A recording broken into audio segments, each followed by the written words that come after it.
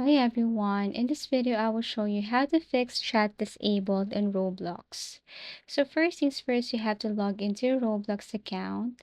Now you have to tap on the gear icon at the top right corner. You have to click this one, and then basically you have to go to your settings. So tap on settings here. Now in the settings icon, you have to look for privacy and content restrictions. Click this one.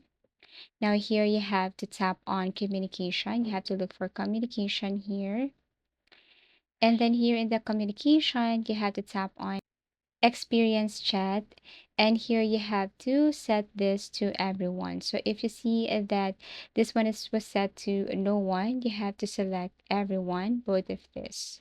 And then after that, it will be saved automatically. So basically that's it. You just have to enable this in order for you to fix this issue.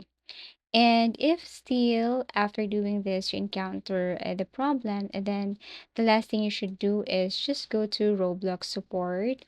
Just go to Roblox support form, and then you can type chat in each settings. You have to fill out with help type, device, and message, like explain that your chat is disabled and provide your username.